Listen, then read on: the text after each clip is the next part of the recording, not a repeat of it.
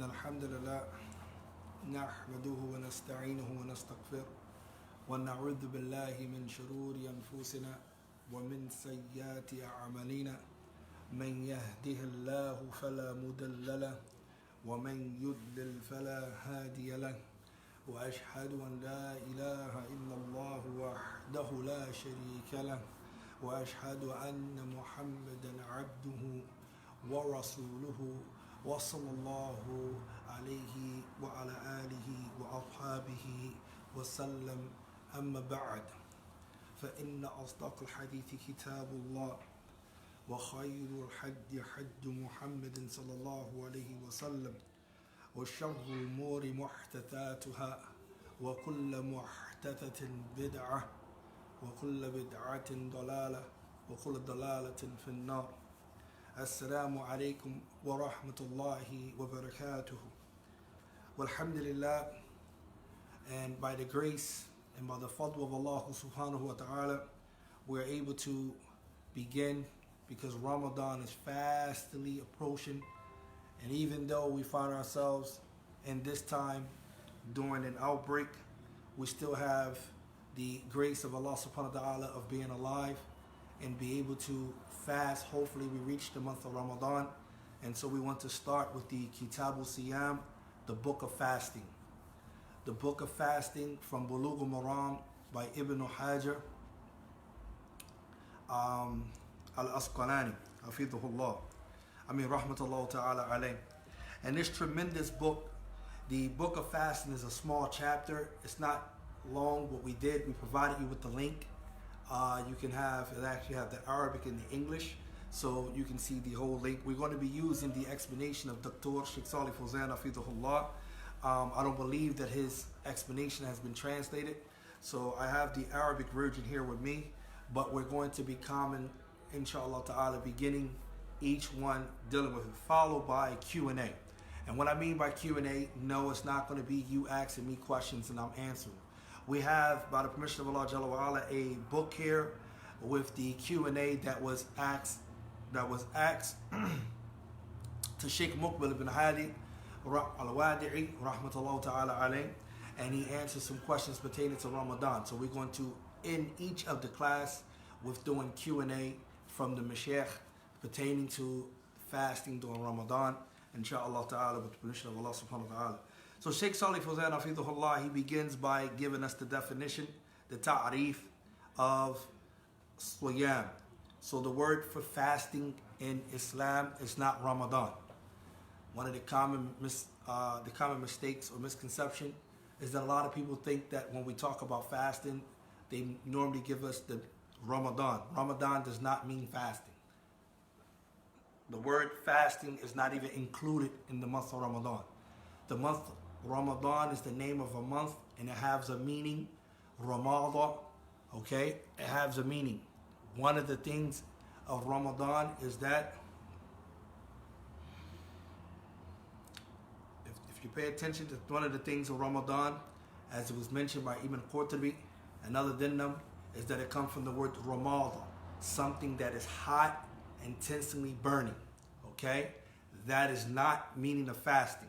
It's the month in which fasting has been prescribed, okay? It is the month in which fasting has been prescribed. So the meaning of fast is not Ramadan. And the meaning of Ramadan does not mean fast, okay? So when we talk about Siyam, then we have definitions. What is the meaning of Siyam, okay? And we talked about this before. The ulama, they bless us by giving us ta'rifat, definitions to understand what something means. And there are normally 3 ta'rifats that are actually utilized, especially when you study usul fiqh. And what they say is that you have a definition, lugatan, whereas linguistically, in the Arabic language, the word has a meaning in and of itself in the Arabic language. How did the Arabs understood this particular word? And then you have what we call shar'an. You have a definition where Allah and His Messenger, what they intend by the actual word or what it means in the Sharia. What do Allah means in the Quran and what do the Prophet ﷺ means in the authentic Sunnah. Alright, then you have what we call istilahan. Alright, and this is a terminology or a technical meaning depending on the science of that particular, the word fitting in that particular science. So for example, if we're talking about sunan, the word sunan, or something that is sunan in usul fiqh, it would mean this, recommended, and something that is sunnah and the mustalah hadith, it would mean something else. So the definition here, lugatan, linguistically, the Sheikh start with, is al-imsak. So when you think of fasting, it's not about not eating, it's not about not drinking, it's not about having relations, all of that is about imsak. So what do imsak mean? It means to refrain. That's the meaning of fast. The meaning of fast linguistically is to refrain, okay? To withhold yourself, to refrain yourself. That's what it means. Qala Abu Ubaidah, he said, يقال لكل ممسك عن شيء من طعام أو كلام أو إن أعرض الناس وعيبهم فهو صائم. So Abu Ubaidah, he says that it is said to every person who refrains from anything, whether it be from eating, speaking, or turning away from the people in their faults, then it is said about this individual that he is one who is fasting. Okay? It is said about this individual that he is one who is fasting. So let's repeat that again. A person who refrains, whether it's from eating, whether it's from talking, or whether it's from refraining and turning away from the people in their flaws, then it is said about the individual who does this act or performs this act, he is fasting. Okay, this is linguistic meaning. From this, we can see the statement of Allah subhanahu wa ta'ala, where the linguistic meaning can actually be understood. And that is in the statement of in Surah Maryam. Surah Maryam is Surah 19. And the verse is, I believe the verse is 26. The verse is 26 in Surah Maryam, where she mentioned to Jibril, the angel, she says, "Itwakuli inni nadaratu." When Jibril said to her, if any man approaches you, Jibril told her, if any man approaches you on this day, فَقُولِي إِنِّي نَظَرْتُ لِلرَّحْمَنِ صَوْمًا. Okay, the word sawma is here. Then say I have taken a vow with the most merciful, meaning Allah Azza wa Jal, to do sawm. Okay, and in the verse it mentioned فَلَنْ أُكَلِّمَ الْإِنسَانَ إِنْسِيًّا. Okay, فَلَنْ أُكَلِّمَ الْيَوْمَ إِنْسِيًّا. To not speak to any person. So the sawm, the fasting that Maryam, the mother of Isa ibn Maryam, the mother of Isa, what she was saying is the fasting was linguistically refraining from speech. Okay, not eating and drinking. It was from refraining from speech. That's the point we want to bring. Linguistically, fast means to refrain. Okay? That becomes clear. All right? Other words, being silent. Kama qala Ibn Abbas wa ghayruhu, another than him. It is said in a lot of poetry that the horse fasts, okay, and other than the horse fasts. In other words, the horse refrain, that's meaning sa'im. And then the horse, when it moves and it walks, it is not fasting. So it is fasting when it refrains from moving, okay? So linguistically, fast does not mean refrain from food, but it can be refraining from food. It can refrain from anything, speech, talk, whatever. That's fasting linguistically, okay, in the Arabic language. طيب. What does it mean when we say fasting shar'an? What does Allah and His Messenger intends for us to do when it comes to sawm, fasting? Then it's al-imsaku bin-niyyati and al-muftarat, okay? Then what it means is to refrain with the intention from those things which invalidates or breaks one fast, okay? Like, for example, from a specific person at a specific time, okay? From a specific person at a specific time. Because fasting, with this meaning, legislatively, it starts from a certain time and it ends at a certain time. And it happens with a specific person, okay, to carry out the obligations of not doing those things which breaks that individual fast, such as eating, drinking, having sexual relations, etc., etc., right? So, this is the shar'an meaning, okay, legislatively. It says, فَقَوْلُنَا al-imsak bin-niyyah. So when we say, meaning in the definition, to refrain with the intention, contained within this is the clarification that fasting must have an intention, okay? That's every act of ibadah. All right? Every act of worship, brothers and sisters, must have an intention. The only thing that's excluded from not having an intention is acts of adat. Acts which are customary. Acts which are customary. For example, you don't need an intention to eat, drink, to adorn your clothes, to ride in your riding beast, or to in your vehicle, or transportation. You don't need an intention for that. But acts of ibadah, worship, you need an intention for. Based off the hadith of Amir al-Mu'mineen, Umar ibn al-Khattab, radiallahu ta'ala anhu, where he says, سمعت رسول الله صلى الله عليه وسلم يقول, I heard the Messenger of Allah صلى الله عليه وسلم saying, he says, إنما الأعمال بالنيات وإنما لكل امرئ ما نوى. Al-Hadith. And to the end of the hadith, he said that actions are judged by intentions, and each person get that which he or she intended. And the ulama, they said that a'mal, which is the plural for the word amal, what's intended by a'mal in this hadith is acts of ibadah. Tayyib. So that's why he says that the fast must have an intention, because fasting is an act of worship. Kama sayati, as we shall see, it should come. Tayyib. And when we say in the definition, anil muftarat, from those things that are muftarat, hiya aklu wa sharabu wa jima'. Then what we mean by muftarat here, we meaning eating, drinking, and having sexual relations with your legal spouse. Not your girlfriend or your boyfriend, but having sexual relations with your legal spouse. This is what we mean. Have one.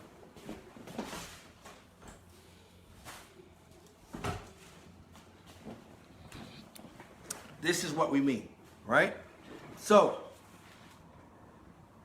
وَهَذِهِ مُتَّفَقَ عَلَيْهِ. This is something that is unanimously agreed upon from the ulama, from all the way from the Sahabas on down.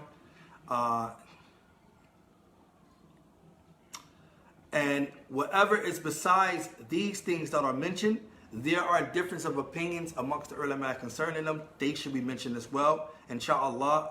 And those are hadith that comes in this chapter. Those are hadith that comes inside this chapter. Tayyib. So when it is said in the definition from a specific person, then this specific person is a Muslim mukallaf. Okay? When we say a Muslim mukallaf, we meaning the Muslim whom it is obligated upon to carry out those things which are required from the deen, from the sharia. Okay? A Muslim that is mukallaf. So a person cannot fast legislatively according to the legislative definition unless he or she is Muslim. Okay? And they are mukallaf because they are required to carry out the aims of the sharia and the legislation. Okay? So a person has to be Muslim to fast legislatively. All right? A person does not have to be Muslim to fast linguistically. Do you understand?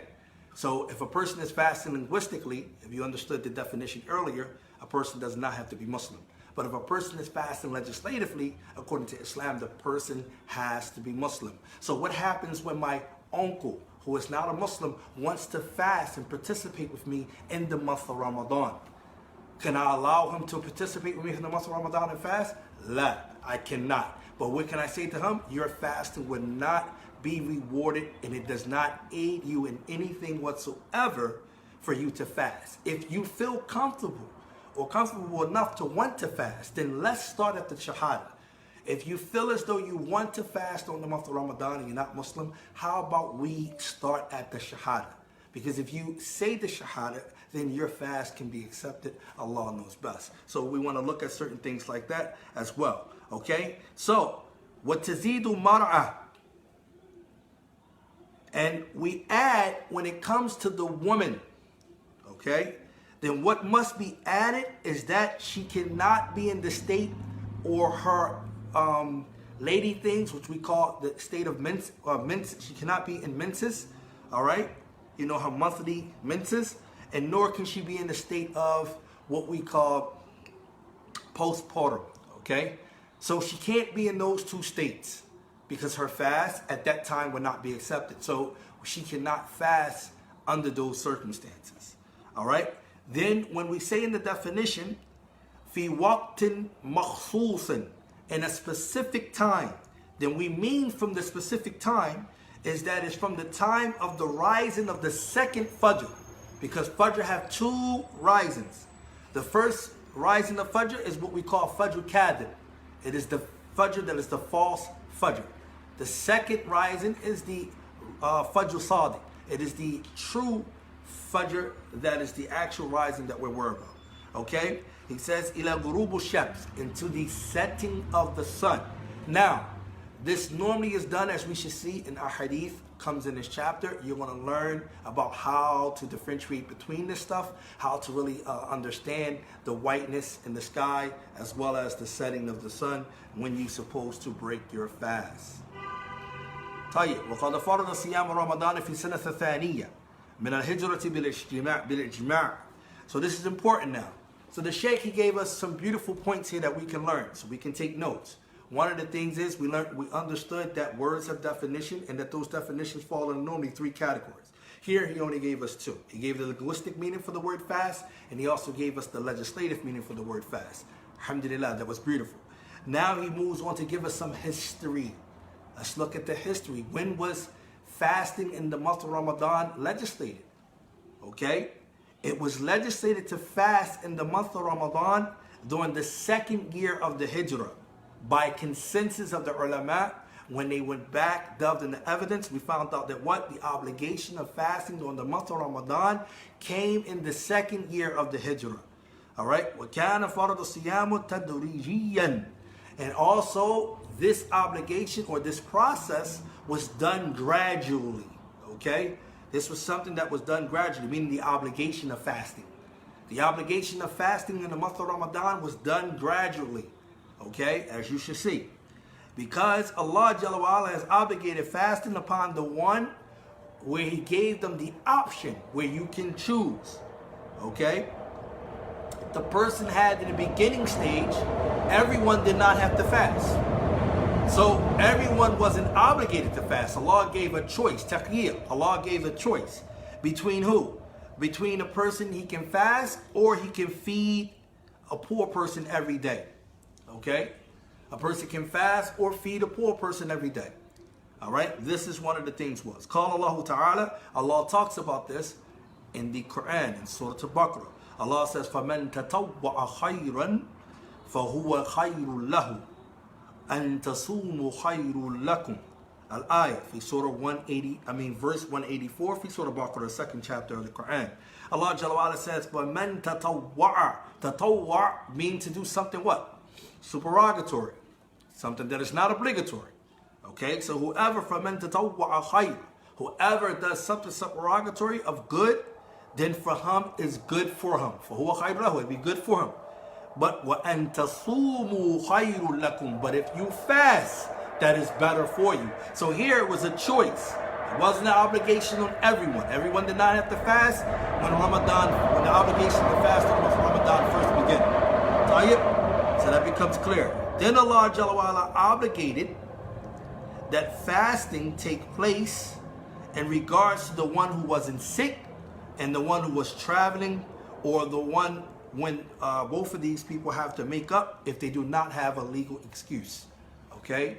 So such a legal excuse to not fast will be when you're sick. Okay? Or when you're traveling. This is something that we see. That's why he said it's tadrijiyan, meaning it was done gradually. Alright? It wasn't an obligation on everyone when it first began. Tayyib. The benefits. There are tremendous benefits for the ruling, and there are many rulings that can be taken from fast. So fasting legislatively have tremendous benefits, and it have many rulings. Okay, from them the Sheikh says is that fasting is from the major components that will aid and assist an individual to have the necessary fear that is deserving of Allah Azza wa Jal. Why? Because it leaves a tremendous and a wondrous effect upon preserving the outward aspects of your limbs, okay, as well as strengthening your inward, your eternal parts, as well as strengthening you inwardly, okay? So we already know that. Why? Because what does it do when you fast legislatively? You can't do what? You can't have relations, okay? So you know that your limbs are behaving, your outward limbs are behaving in the best of manners. The lusting, the things, the different things like that, or engaging in sexual relations, none of that can happen. All right? or nor can you eat or you drink, and so forth like that. So your outward limbs is going to be preserved through fasting. Okay? Another benefit that can be extracted is that you worship Allah subhanahu wa ta'ala by leaving off the desires of yourself and those things that are inclined towards. All right? You leave off the desires of yourself and those things that are inclined towards. All right? Well, if he had that, and this is beautiful right here. And by doing this, what this normally does is it shows the truthfulness of the servant's love for his or her Lord and them honoring and venerating him. Right? Why? Because they prefer to seek out Allah's pleasure over their own pleasure. So they forego the pleasure of eating, drinking, and having relations with their legal and lawful spouse. They forego all of that just so they can please their Rabb. All right? They place Allah's love and His pleasure above their desires. Tayyib. Number 3, that as-sawm, it is something that cultivates the desire. One actually see his or her will being cultivated through fasting. All right? Okay, well, jihad al-nafs, and it is a means of a way to fight against your nafs. Fasting is a means or instrument that is used to fight against your nafs. وَتَعْوِيدَ عَلَى الصَّبْرِ وَتَحَمُّلِ.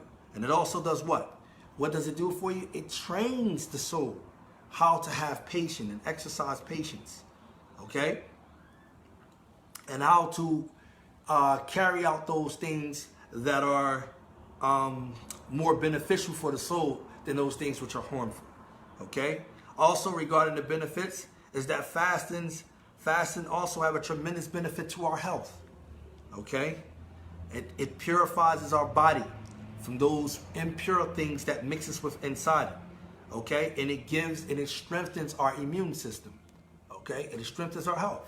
That's what it does. Especially one of the things that the COVID-19 has is that it attacks those weak immune systems, as the experts are talking about from the doctors, that it normally does. But fasting is one of the means that strengthen the immune system. Okay? Which shows you that only perfection is with Allah, which also shows you only Allah can be praised. Human beings, their praise are limited and is conditioned. But the praise of Allah Jalla wa'ala is unlimited and is unconditioned. Do you understand? Because Allah Jalla wa'ala is the only one who truly can be praised. Whereas though He created an immaculate body, an immaculate process to have taken place with your body to this day that we don't even know inside and out, that we still study about our body. But He gave us a defense within our own body to fight off the disease. Henceforth, the hadith even corresponds with this. Because Allah Jalla wa'ala, as the Prophet ﷺ mentioned, that there is not a disease that Allah sends down except that Allah sends down His cure. So in other words, in that hadith, the Prophet ﷺ connected the fact that diseases can be connected from Allah Azza wa Jal, and also He connected the fact that the cure is connected with Allah Azza wa Jal. Do you understand that? So that's important to really grasp that concept. So Allah has sent you down an immune system within your body as a defense mechanism, which plays a part in the cure. Allahu Akbar. I mean, that's another talk, which is, you can just become a Muslim off of that. That's why it's real amazing. I mean, it's real amazing to me that you see many doctors or many individuals who prefer atheism over the right understanding with their fitrah. So they get involved with this God complex because they are doing surgery and they're helping other individuals, but they don't take the time to think that this whole immaculate creation was created by an all-wise and all-knowing and all-capable creator who deserved their worship, who gave them the ability and the faculties and the knowledge to be able to do what they're able to do by the permission of Allah Jalla wa'ala. So we see that's the benefits that can be extracted with fasting. Also, it has been established that fasting during the month of Ramadan has tremendous virtues. And this is something that is indicated by the authentic text. Also, we can see within it is the abundance of reward that is associated with the one who carries it out. Fasting with joy and pleasure. As far as the rulings pertaining to fasting and other than it, then Allah Jalla wa Ala has obligated fasting upon the entire ummah. قال الله سبحانه وتعالى, He says, يا أيها الذين آمنوا كتب عليكم الصيام كما كتب على الذين من قبلكم لعلكم تتقون. Allah Jalla wa Ala, He says in verse 183 to the second chapter of Quran, which is known as Surah Baqarah, Allah says, Ya ayyuhalladhina amanu, addressing all the believers, O you who believe, kutiba alaykum as-siyam, fasting has been prescribed, it has been decreed, has been enjoined, it has been obligated. Kama has been obligated upon you, just as obligated upon those who came before you, so that you may gain taqwa. لكن لا تحصل هذه الفوائد إلا لمن صام صيام كاملا عن كل ما حرم الله، فصام عن الطعام والشراب والنكاح، وصام عن السماع محرم، والنظر محرم، وكلام محرم، وكسب محرم، وهد وقته واستفاد من أيام الشهر في طاعة ربه، فهذا هو الذي يستفيد من الصيام. والله تالله والله, as I have been an imam for the past 8 years, I have witnessed this and even been fasting for a long time, even with myself and others. We do not understand siyamu kamila. We don't understand what that entails. What does it mean to fast completely? Most of us might fast one way, but we neglect another. And if you truly want to benefit from fasting, you must fast both ways. And what does that mean? They call it ma'nawiyan and they call it hissiyan. All right? These are technical terms. But I'm going to give it to you in layman terms. I'm going to tell you fasting spiritually and fasting physically. Okay? What does that mean? Some of us only fast physically and we never get to taste the sweetness of Ramadan. The sweetness of Siyam, fasting in the month of Ramadan. So we don't understand all of the things that are associated with fasting if we don't benefit spiritually.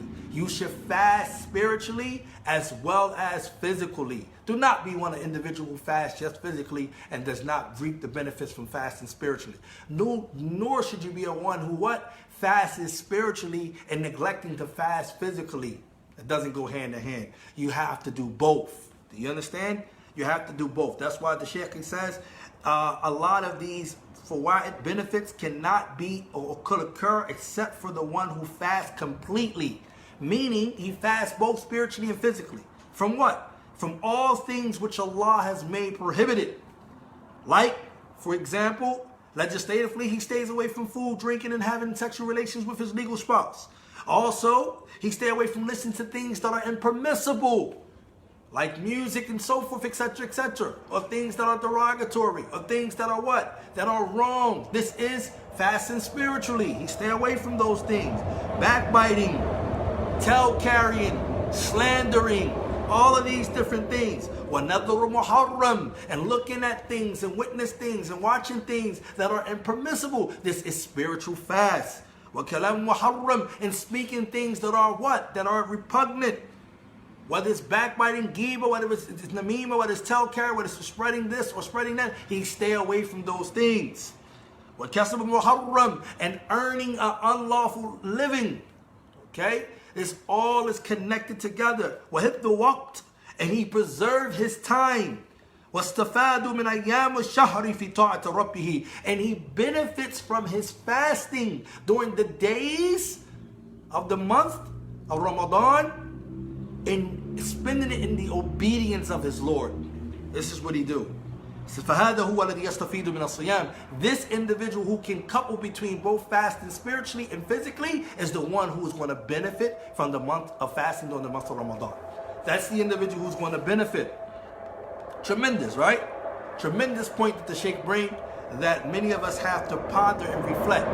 Each Ramadan you should view that Allah allow you to reach each Ramadan. You should see the defaults that you had with the previous Ramadan and try to make it better in this month of Ramadan. You should look and see where you fell short at in the previous Ramadan, that it was a blessing that Allah allowed you to reach this Ramadan.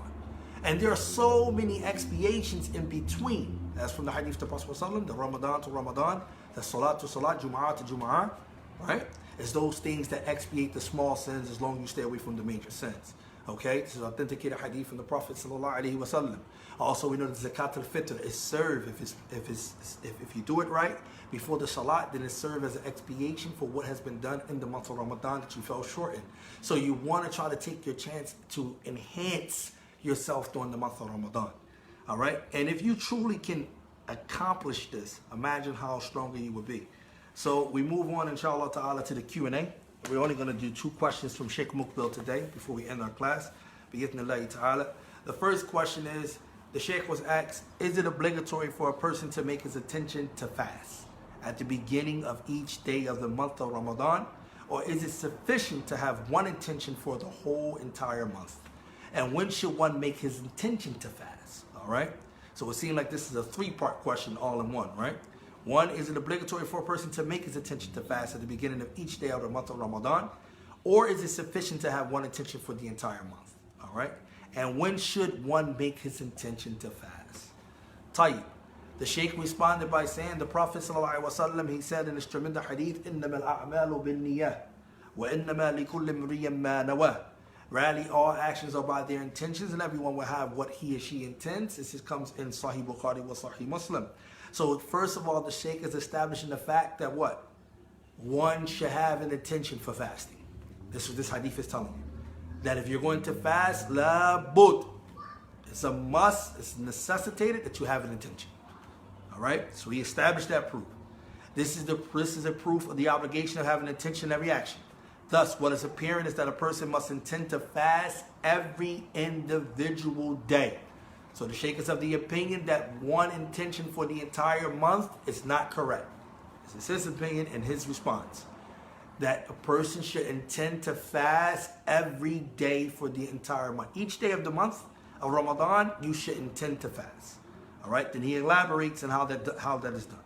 This does not mean that one should utter, I have intended to fast on such and such day in Ramadan, but rather what is meant is that he holds the intention inwardly. This is an important part. Why? Because talafful bin-niyyah, to articulate or to utter the intentions, no matter what act of worship it comes in, this is bid'ah. This is innovation because the mahal, the place is in the heart. And the ulama, they mentioned from the authentic sunnah that the Prophet ﷺ never articulated his intentions. Not like the talbiyah. Don't get that confused for the people that make hajj. It's not the same. All right? But the act of ibadah is not required that you state out that you're intending to fast. Tayyib? So he mentions that. He says, consequently, a person waking up for the suhoor, the morning meal, the pre-morning meal, that is considered an intention to fast. So the act of the suhoor in and of itself, the fact that you're getting up for it, the fact that you're preparing it, the fact that you're taking it and you're eating it, your intention is included in that. And that's the same thing with salat. Many people make the mistake that you're preparing and making wudu for salatul zuhr, for example, is your intention is incorporated in that wudu for the salatul zuhr. You don't have to say, I intend to offer 4 units of prayer for salatul zuhr. You don't have to do that. But if you make the wudu for salatul dhuhr and prepare to pray salatul dhuhr, then that's your intentions is found in that. He says, and one abstaining from food and drink is also considered an intention to fast. Because, other words, look at your actions. You took the pre-morning meal, and you're not eating or drinking or having any sexual relations, so you're fasting during that day. You intended to fast for that day. You didn't have to articulate it. As far as the hadith, the Shaykh says, مَنْ لَمْ يُبِيتُ الصَّوْمِ فَلَا. Whoever sleeps without intending to fast, there is no fast for that particular person. This hadith is collected by Ibn Hibban. This is a weak hadith. The Shaykh says this hadith is weak, and he says that it is from the category of the hadith which is mutarab, a category of a weak hadith. Even if some scholars consider it to be hasan, acceptable, what is correct is that it is a mutarab narration and it is weak. Tayyib? That becomes critical. The second question that we're going to ask is still pertaining to the first question about intentions of fasting. Question number 2, are there any specific words intending to fast? And is it permissible to make the intention out loud, audibly? Also, are there any specific supplications to be said when breaking one's fast? If so, does one say these supplications audibly, out loud? The Shaykh responds by saying, there are no specific words for intending to fast. What is correct is that a person does not verbally intend any form of worship, even in the affair of Hajj. Those who have mentioned that a person makes his intention for Hajj audibly have not brought a proof of this except what is mentioned from the individual companion of the Prophet ﷺ who said, "Oh Allah, I am answering your call on behalf of Shubarama." This statement on behalf of Shubarama can be understood that he is performing Hajj for Shubarama, and Hajj means to intend. It can also mean that he is making the intention on behalf of Shubarama, and in this case it is said what was mentioned to him by the Messenger of Allah ﷺ. As for the supplications from amongst the people of knowledge are those who hold this narration to be authentic.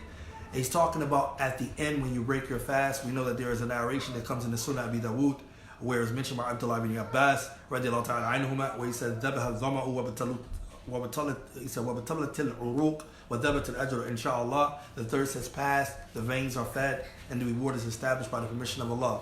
This is collected by the Sunan of Abi Dawood. This is collected by the Sunan of Abi Dawood, right? And we're getting ready to finish here. He says, what is authentic is that the supplication of the fasting person is answered at the time of breaking his fast. This is collected by Sunan Ibn Abi Majah. Therefore, one should supplicate to Allah seeking his forgiveness, seeking a cure from an illness, and other than that from one's needs. Alhamdulillah, we're able to finish today's talk. I don't know a specific time when I'm going to continue to do this, but it will be done prior to being done. So I might do it every other day. I might do it every other day, but I do it when the time allotted for me to do it. But we're going to be dealing with the book of fasting. I put up the link up there. You can read the actual chapter, what we're going to be going over. We're going to be using Sheikh Salih Fawzan explanation to each of the hadiths, inshallah ta'ala. And may Allah subhanahu wa ta'ala allow us to reach the month of Ramadan. Jazakallah khairan. Whatever we said that was incorrect in our translation and even in our reading, and mishaps and mistakes from myself and shaitan, we said it's correct from Allah Jalla wa ala. Subhanakallahumma bihamdik ashhadu an la ilaha illa anta astaghfiruka wa atubu ilayk. Jazakallah khairan.